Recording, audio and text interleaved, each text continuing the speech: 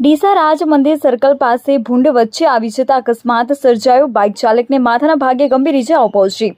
ડીસામાં રખડતા પશુઓથી થતા અકસ્માતો સામે આંદોલન ચલાવનાર યુવક જ રખડતા પશુના અકસ્માતનો ભોગ બન્યો છે અને ગંભીર રીતે ઇજાગ્રસ્ત બાઇક સવારને યુવકને સારવાર માટે ડીસાની ખાનગી હોસ્પિટલમાં ખસેડાયો છે।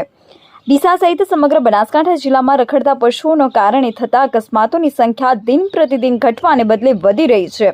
બનાસકાંઠા જિલ્લા કલેક્ટરે પણ અગાઉ એક અઠવાડિયામાં 5000થી વધુ પશુઓને પકડવા તમામ નગરપાલિકાના ચીફ ઓફિસરને સૂચના આપ્યા બાદ પણ આ મામલે કોઈ જ નક્કર કાર્યવાહી થઈ નથી, જેના કારણે હજુ પણ રખડતા પશુઓની સમસ્યા યથાવત છે અને તેનો ભોગ નિર્દોષ વાહન ચાલકો બની રહ્યા છે।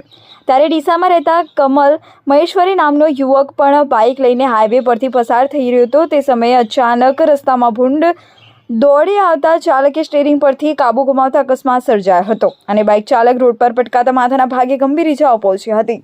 ઘટનાને પગલે આજુબાજુના લોકો દોડી આવી તેને સારવાર માટે ખાનગી હોસ્પિટલમાં ખસેડાયો છે। ઇજાગ્રસ્ત યુવક કમલ મહેશ્વરી રખડતા પશુઓથી થતા અકસ્માતોને અટકાવવા માટે તે આંદોલન ચલાવી રહ્યો છે।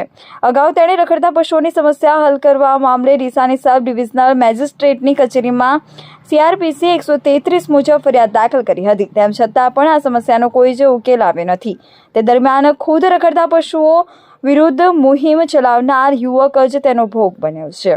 ત્યારે રખડતા પશુઓની સમસ્યા નિવારણ તંત્ર દ્વારા નક્કર કાર્યવાહી કરવામાં આવે તેવી શહેરીજનોની માંગ છે।